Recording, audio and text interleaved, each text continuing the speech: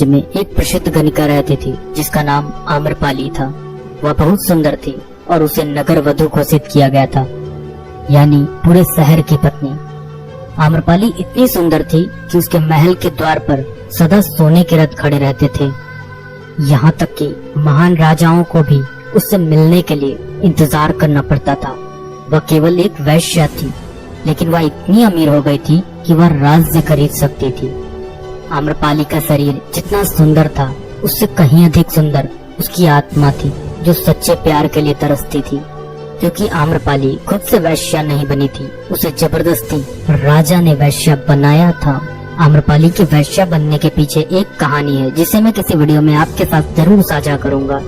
आम्रपाली अपने ग्राहकों को बहुत प्यार करने का दिखावा करती थी, क्योंकि उसे इसके लिए भुगतान किया जाता था, लेकिन अंदर से वह उनसे बहुत नफरत करती थी, क्योंकि वह सभी उसका इस्तेमाल एक भोग की वस्तु के रूप में करते थे, एक इंसान के रूप में उसका सम्मान नहीं करते थे।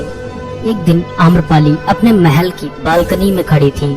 अचानक उसने अपने महल के सामने से एक युवा बौद्ध भिक्षु को गुजरते हुए देखा, जिसके पास कुछ भी नहीं था सिवाय एक भिक्षा पात्र के, लेकिन उसके पास जबरदस्त जागरूकता थी और लोगों को खुद की ओर आकर्षित करने की अद्भुत शक्ति थी। जब युवा बौद्ध भिक्षु ने ऊपर की तरफ देखा तो आम्रपाली उसे देख रही थी।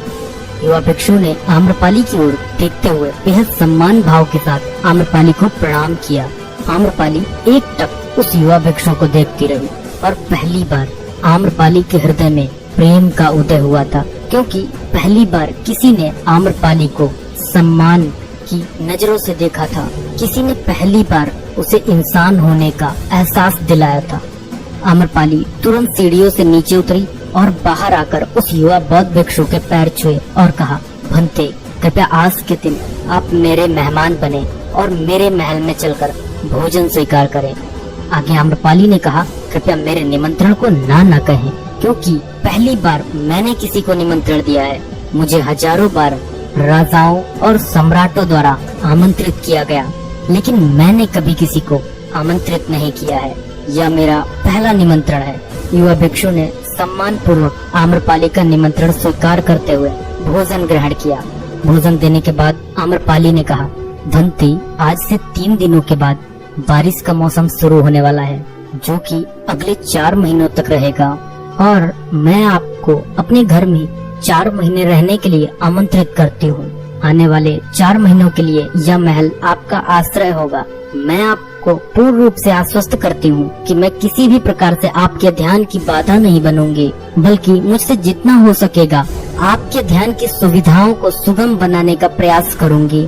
दरअसल बौद्ध भिक्षु साल के 8 महीने गांव-गांव घूमकर बौद्ध धर्म का प्रचार करते हैं और 4 महीने वह एक ही स्थान पर रहते हैं जहां उन्हें आश्रय मिल जाता है। युवा बौद्ध भिक्षु ने कहा, माफ कीजिएगा देवी, लेकिन इस विषय में मैं स्वयं निर्णय नहीं ले सकता। मैं आपके प्रस्ताव के विषय में बुद्ध से पूछूंगा।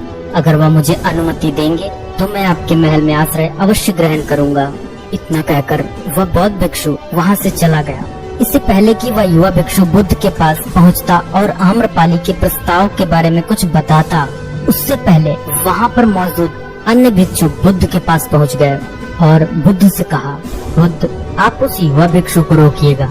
आम्रपाली ने उसे 4 महीने रहने के लिए अपने घर बुलाया। आम्रपाली एक वैश्या है और एक भिक्षु एक वैश्या के घर में 4 महीने रहे, यह सही नहीं है। इससे हमारे संघ में गलत संदेश जाएगा। बुद्ध ने कहा, कृपया आप लोग शांत हो जाएं और उस भिक्षु के आने की प्रतीक्षा करें। थोड़ी देर बाद वह युवा भिक्षु बुद्ध के पास आया, बुद्ध के पैर छुए और उन्हें पूरी कहानी सुनाते हुए कहा, बुद्ध, नगर की एक आम्रपाली नाम की महिला ने मुझे बारिश के 4 महीने अपने घर पर रहने के लिए आमंत्रित किया है। मैंने उसके निमंत्रण का अभी कोई जवाब नहीं दिया। मैंने उससे कहा है कि अगर आप मुझे उसके घर रहने की आज्ञा देंगे तभी मैं उसके घर पर रहने के लिए आऊँगा। अतः बुद्ध, आप जो कहेंगे मैं वही करूँगा। उस युवा भिक्षु ने आम्रपाली के विषय में वैश्या शब्द का प्रयोग न करते हुए केवल महिला शब्द का प्रयोग किया। बुद्ध ने उस युवा भिक्षु की आंखों में देखा और कहा, तुम रह सकते हो। तभी अचानक बूढ़ा भिक्षु खड़ा हुआ और बोला कि बुद्ध, यह सही नहीं है। यह युवा भिक्षु एक सच्चाई छुपा रहा है। इसका कहना है कि एक आम्रपाली नाम की महिला ने अपने घर पर रहने के लिए आमंत्रित किया है, लेकिन वह एक महिला नहीं है, वह एक वैश्य है। बुद्ध ने कहा, मैं जानता हूँ, और क्योंकि इसने वैश्य शब्द का प्रयोग नहीं किया, इसका अर्थ है इसके मन में उसके लिए सम्मान का भाव है, इसलिए मैं इसको वहाँ रहने की अनुमति दे रहा हूँ। वहाँ मौजूद हजारों भिक्षुओं को विश्वास नहीं हो रहा था कि बुद्ध ने एक युवा भिक्षु को एक वैश्य के घर में रहने की अनुमति दे दी है। अगले 3 दिनों के बाद वह युवा भिक्षु आम्रपाली के घर रहने के लिए चला गया। उसके जाते ही वहाँ पर उपस्थित अन्य भिक्षु उसके विषय में तरह तरह की बातें बनाने लगे। बुद्ध ने सभी को शांत करते हुए कहा, मुझे मेरे भिक्षु पर विश्वास है। मैंने उसकी आंखों में देखा है कि उसके भीतर तनिक भी भोग की इच्छा नहीं थी। अगर उस भिक्षु का ध्यान गहरा है तो वह आम्रपाली के हृदय को परिवर्तित कर देगा, और अगर भिक्षु का ध्यान गहरा नहीं है तो आम्रपाली अपने शारीरिक आकर्षण से भिक्षु को परिवर्तित कर देगी।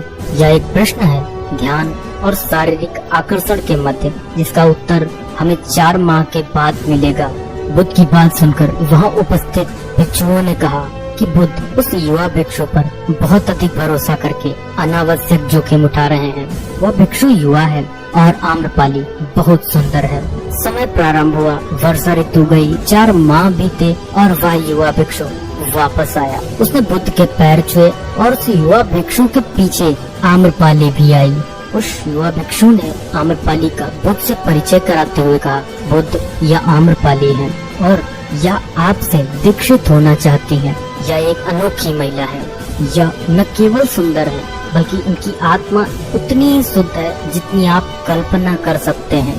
आम्रपाली ने बुद्ध के पैर छुए और कहा, मैं पहली बार देखने भर से इस युवा भिक्षु से प्रेम करने लगी